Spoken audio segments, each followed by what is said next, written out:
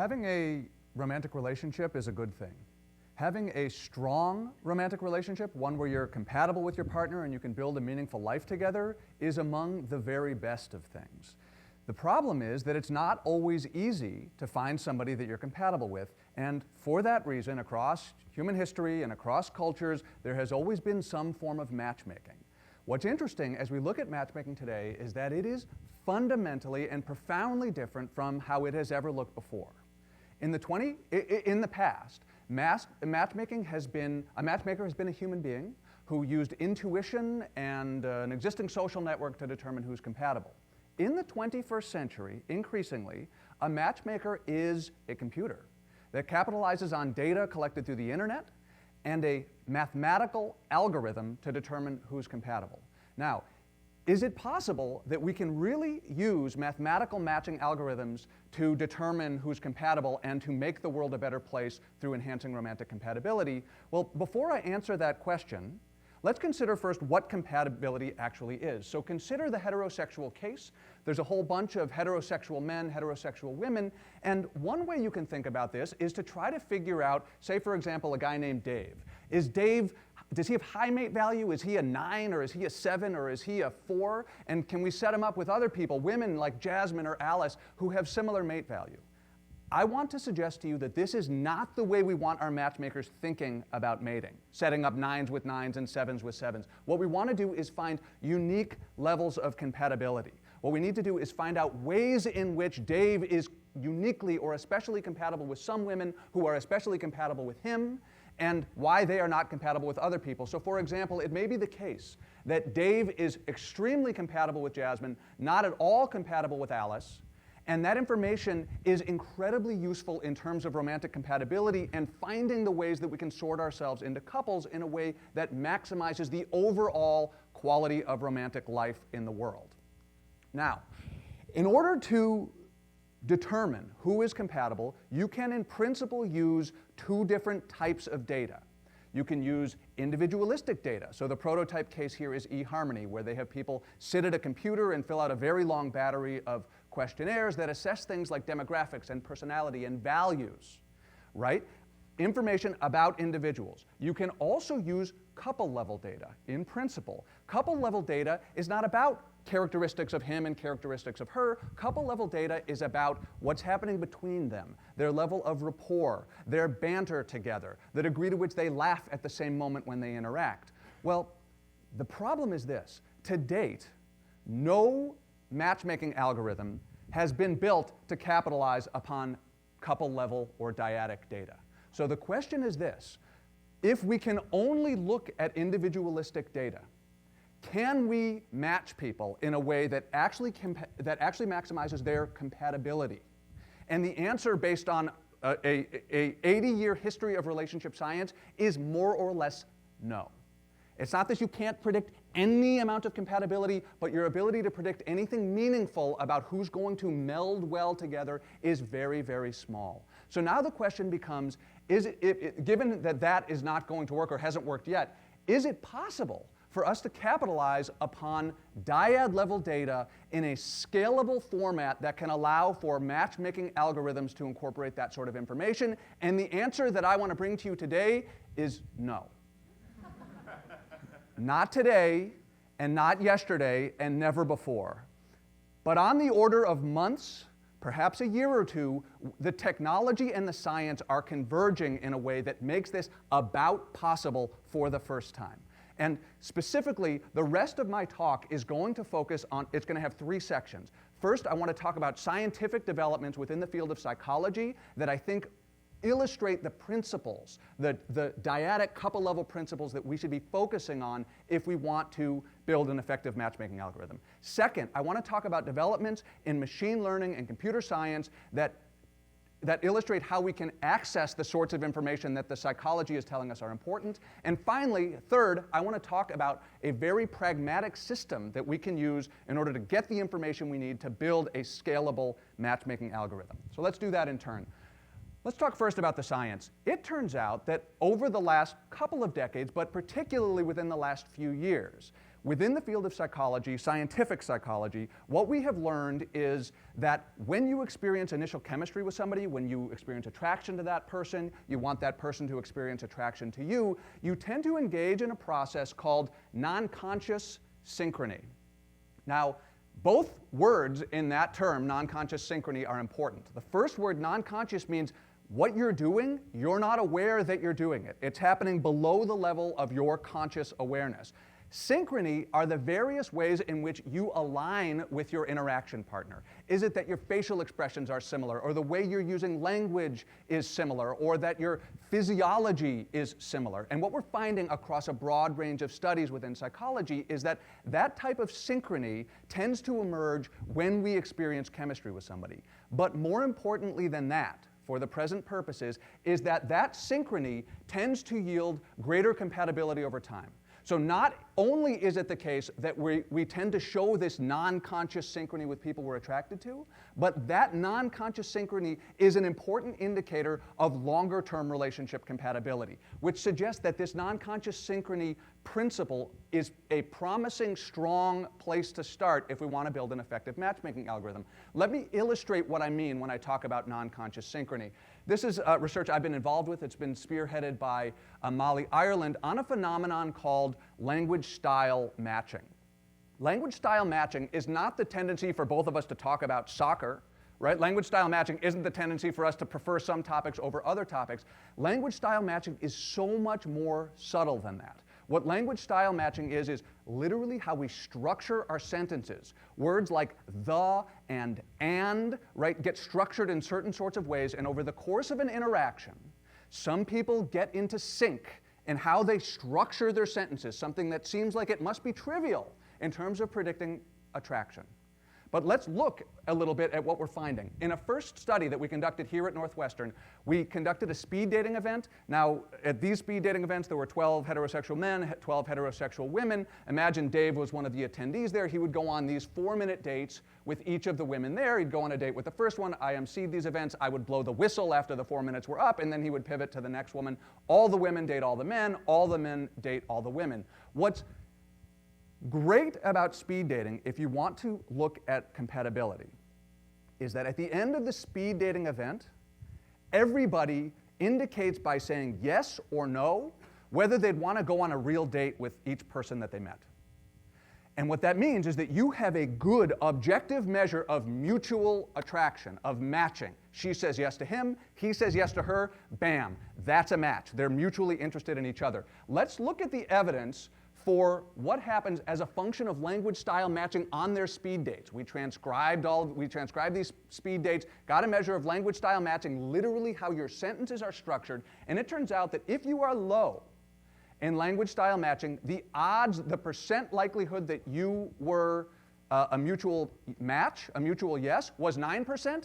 If you were high in language-style matching, the percent likelihood was 33%, right? That is a huge difference based on a very subtle measure.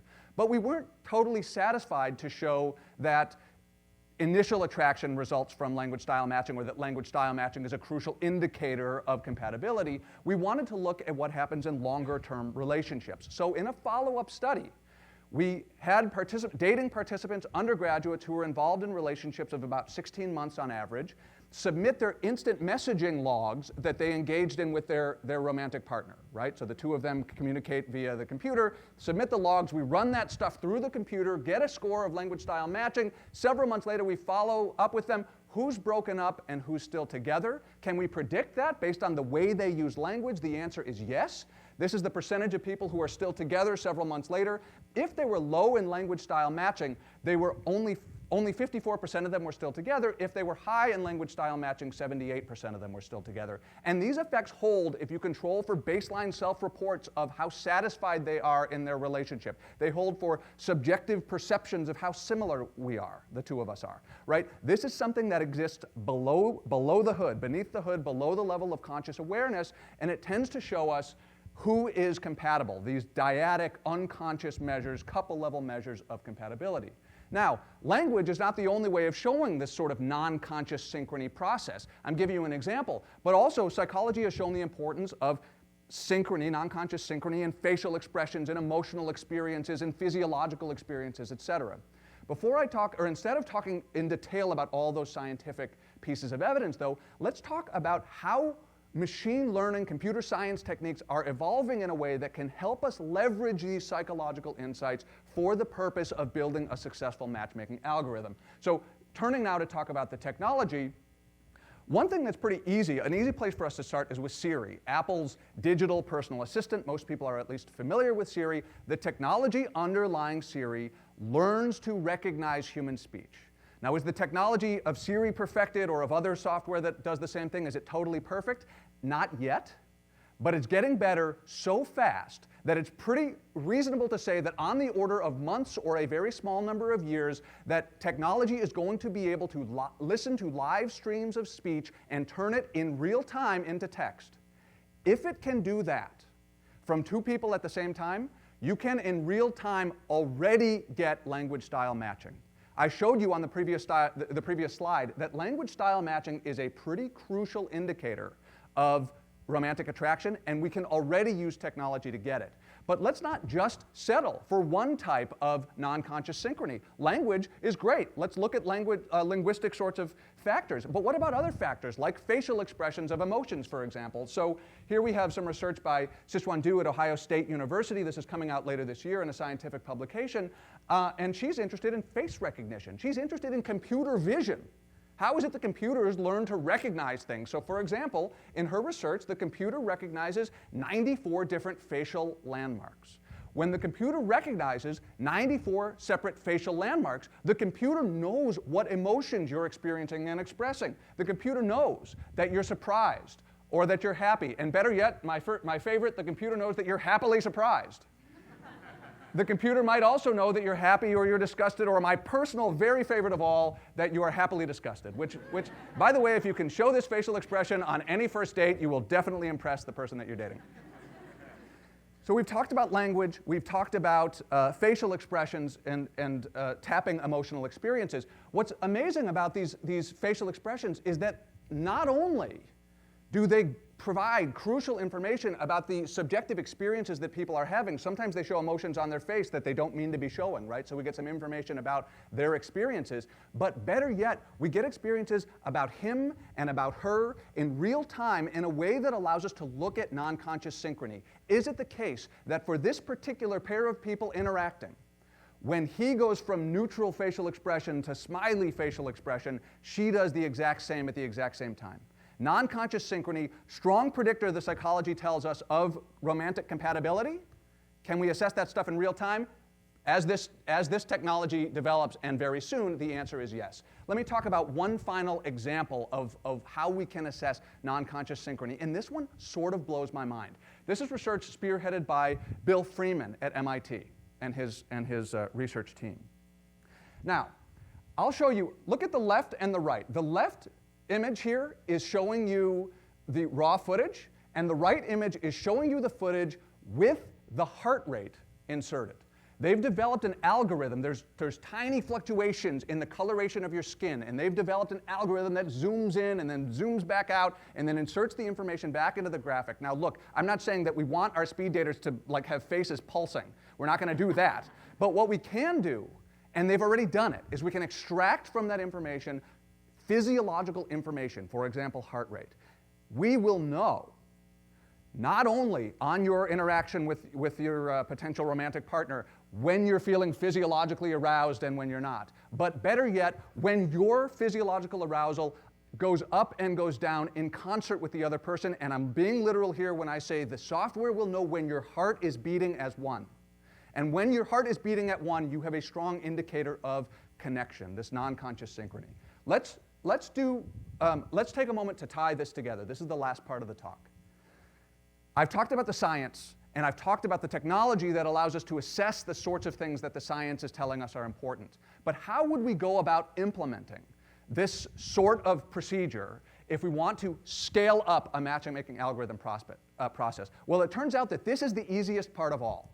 Imagine There's the human variation of Jasmine, and she's sitting there in her bedroom looking at her screen. Maybe it's a desktop or a laptop or a tablet, doesn't matter. And she goes on a brief 4-minute date with this first man that she meets. And he, of course, is sitting in his living room, and he's going on a 4-minute date with her, a webcam-based date. Think Skype, think Google Hangout. This technology is here, right? And he's going on a date with her, and then that date ends, and she goes out with the next guy, et cetera, and you cycle through this. So what would it look like to build a procedure that would allow us to collect the information that we need in order to build an effective matchmaking algorithm? Let's imagine that she goes on a whole series of speed dates, right? And let's imagine that after each speed date, she fills out an indicator of whether she'd be interested in going out with that guy again, and also some other indicators of her level of attraction.